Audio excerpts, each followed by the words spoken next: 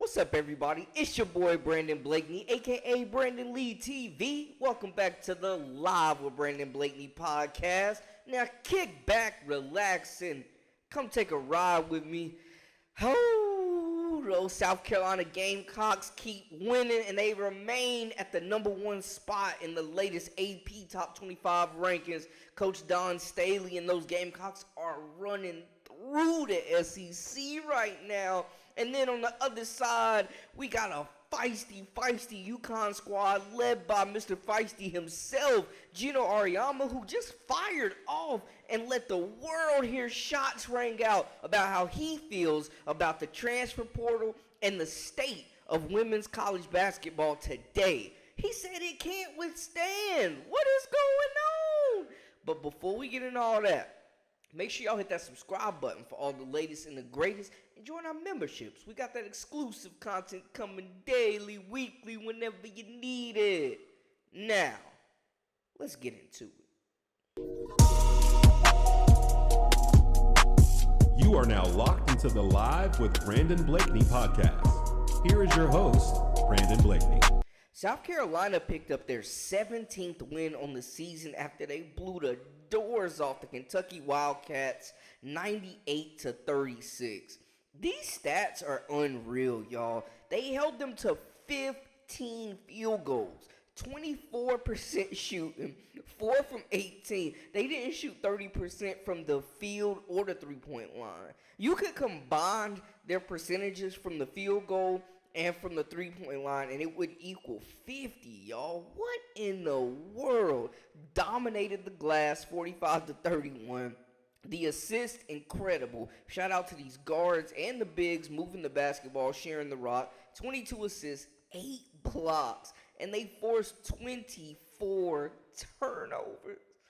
That is dominant. Like, y'all, they are beating conference foes by 62 points. This is a conference game. Look at the balance of the attack. Like, nobody played too many minutes, but you look at it, Chloe Kitts, 9 points, in 14 minutes, tough. Camila Cardoso with another double-double and throughout 3 assists, man, in the paint. Tahina Pau continues to shoot lights out from 3 and run this unit at the point guard spot. 5 assists, 3 rebounds. Bree Hall, 7 points, light work, 2 assists, 4 rebounds. They didn't really need nothing from her. Raven Johnson getting back in double figures again with 11. Also had 6 assists, led the team in assists in only 19 minutes.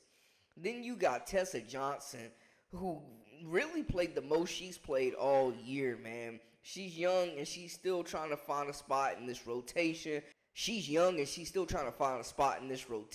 But y'all, she comes off the bench to score 11 points. Her double-digit figures. That's just another weapon that Don Staley has at her disposal right now. We got a little preview of the future looking at Tessa Johnson. You know what I'm saying? She played the second most minutes on the team, 24 minutes.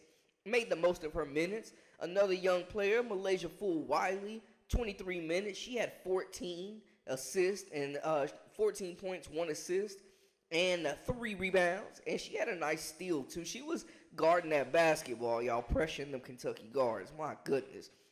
Ashlyn Watkins continue to do her thing, one of the best bench players in the nation. Coming off, to be able to have her to give you 10 points in 18 minutes, 8 rebounds, 3 assists. She's going to be out there blocking shots. I mean, it's just, the depth is insane. And we're seeing that there really aren't any teams in the nation that are matching up with this depth, at least not in the SEC, I'll say. Colorado, maybe. And then Sanaya Fegan, like, it was players that we haven't really seen getting minutes in this game. Like, everybody played. Sakima Walker, you know what I'm saying? Sonya Ja. Everybody got minutes. They really blew the doors off of Kentucky, y'all. Like, this is just insane. And then just looking at some more numbers, they are only giving up 56 points per game while scoring 88 points per game. They are outscoring opponents in conference play through 4 games by 30 points. Over 30 points. 32.5 to be exact right now. They have 50 straight home wins. Beating Kentucky got them 50 straight home wins. And, I mean, this unit top to bottom. I said it last week, and I know y'all was on my rump. Y'all was telling me I was crazy, doing it for the clicks, which I never do, by the way. We keeping it real over here. This team don't have weaknesses. Nobody's shown them. Nobody has shown or exposed South Carolina for having weaknesses. We saw them have a couple bad games, but it was mostly because of them missing free throws and turning the basketball over. It wasn't because they were getting exposed or they were in danger of losing the game. That hasn't been the case. They have shooters everywhere. They have multiple guards that can make plays and score the basketball. They're creating for others. They're unselfish. They're one of the best defensive teams that we've ever seen in college basketball right now. How do you lose the entire class of the freshies and get better? I mean, come on. Raven Johnson, I told y'all this was a revenge tour for her. She's coming out firing on all cylinders. She's getting shout-outs from Asia Wilson, WNBA MVP. Like, people are taking notice. This is just dominance. The addition of Pow Pow has just been sensational. Just leading the nation in three-point percentage. One of the best point guards in the nation, controlling the pace, doesn't turn it over. Like, her and Raven Johnson can run the point and play together on or off the ball. I mean, you got Bria Hall out there lighting it up. Camila Cardoso in the middle. Chloe Kitts in the middle. Like, oh my, Ashlyn Watkins. This team is too deep, y'all. They're too deep. And, I mean, shout out to Colorado. I think could give them a run if they match up. Maybe UCLA, but we just saw them get down by a USC, a young USC squad at that, and freshman Juju Watkins. Which, no disrespect, because Juju's not normal, but I'm just saying. I don't know if they ready for South Carolina if they couldn't handle USC. I mean, it's looking like South Carolina is absolutely in a tier of their own, y'all. I mean, flat out. Flat out. It is scary hours right now. And Columbia, man, they are blowing everybody out. These don't even look like conference games. The way they're blowing teams out, this look like the preseason. This look like one of them tournaments where you go play a couple teams to warm up. Like, these scores are outrageous, y'all. They are smacking teams. And, I mean, we're looking at that collision course with LSU, but we just saw LSU lose to Auburn. Go check out my video on that if y'all haven't seen it. So, I mean, it's obvious that South Carolina's the better team. A lot can change before that matchup, sure, but, man, I wouldn't be surprised if South Carolina win by double digits. I'm not saying they're going to, but I wouldn't be surprised. Like, they are just on another level, and we know that matchup with LSU is looming. It's going to tell us a lot, and they're going into the Bayou, so we know it's going to be a dogfight out there. We know that. But, man, the way South Carolina is playing and that depth and their ability to just play players in waves and wear teams down without really any drop-off? I don't know, man. I'm just saying, but y'all let me know how y'all feel. Something else we had to touch on, guys, is Coach Geno Auriemma. He's got UConn rolling. This UConn team is just incredible, man. They've overcome so much adversity. You know what I'm saying? They've lost 5 players for the season already. Like, they continue to persevere. They've won 10 straight. Aaliyah Edwards, Paige Beckers looks better before the injury, or looks better now than she did before the injury. Aaliyah Edwards, one of the best bigs in the nation. Like, they're coming together. They look good. But Coach Auriemma, I got mixed feelings. Y'all let me know how y'all feel. I want to touch a little bit more about something you said earlier. You mentioned how, it used to be every 4 years you'd start over. Now it's every 6 months or whatever. How has that changed for you, what it means to be a coach in this environment, what it means for maintaining your relationships with players, with staff, everything? I'm somewhat fortunate, where I am. There aren't a whole lot of high level players coming to play at Connecticut going, I'm leaving for a better opportunity. Right? So I'm kind of fortunate in that regard. We have pretty strong relationships with our best players. They didn't come here for the money. They didn't come here for the other stuff. So not only do they make more money than the average bear, but they understand they can't. So the average coach out there, though, who's not where I am, you can't do your job anymore. And people can say you got to change with the times. How does changing with the times help you have better relationships with your players when it's all transactional now? So what kind of relationship can you have with somebody that is telling you, I might be here 1, maybe 2, maybe 3, maybe 4, or I might be at 4 schools in 4 years? And this has nothing to do with the money. Forget the money part. This is about the ability that you can just walk out anytime you want. So how do you coach in an environment where the players feel like they owe you nothing and you owe them everything? What kind of relationship can you have? That's the reason why most of us got into this job. We enjoyed the relationship that we would build with our players for 4 years. Well, now you have kids that are in 4 schools in 4 years. What relationship have they built with their coaching staff or with their teammates? And then where do they say they graduated from? I've never understood that one. So it's a whole different world that coaches have had to adapt to, but it's not sustainable, obviously. And, Joe's making it work.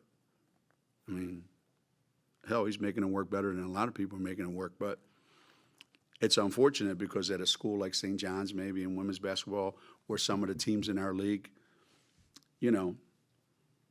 you got a player that's really, really, really, really good that you coached the hell out of and you just made them like who they are.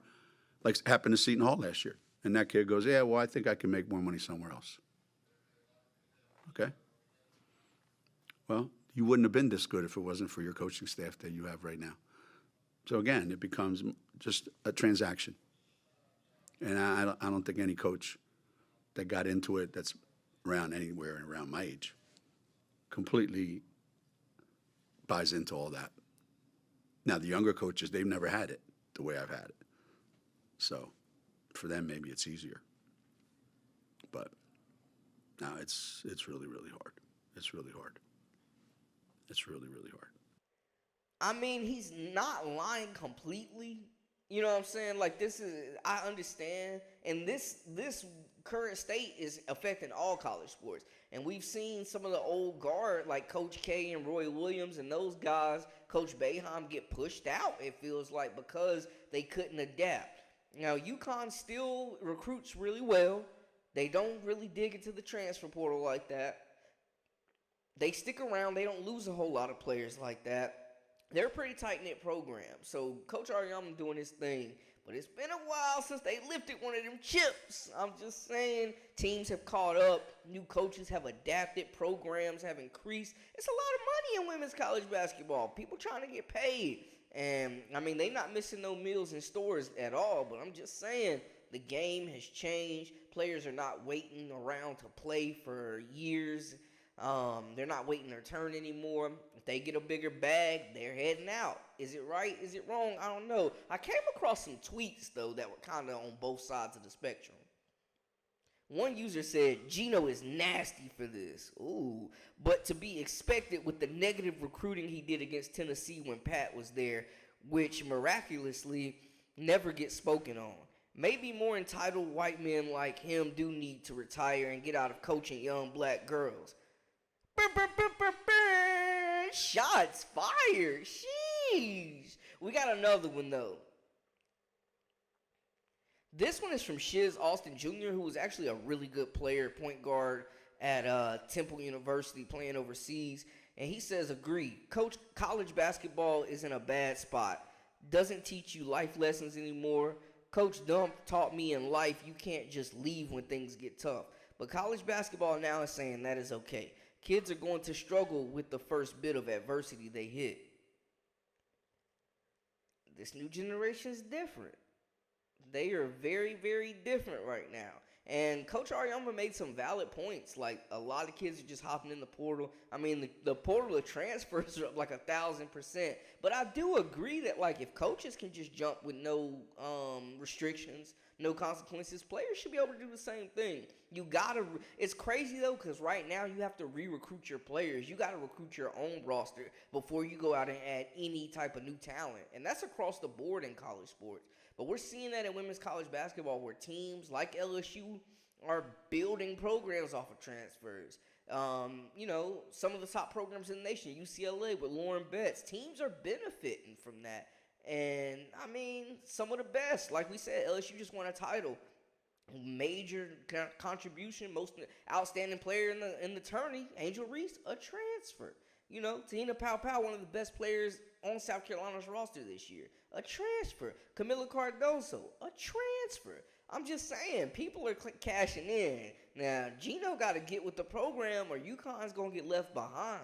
And, it's not like a lack of talent there, but it's obvious they're not getting all the same level of recruits. It seemed like for a while, the top 3-4 players was going to UConn every year. That's not the case anymore. There's other options. There's other bags to secure. There's exposure everywhere, especially with ESPN signing on to broadcast the women's tournament. Like, there is exposure everywhere. And a lot of these players have thousands, some millions of followers, and they're capitalizing.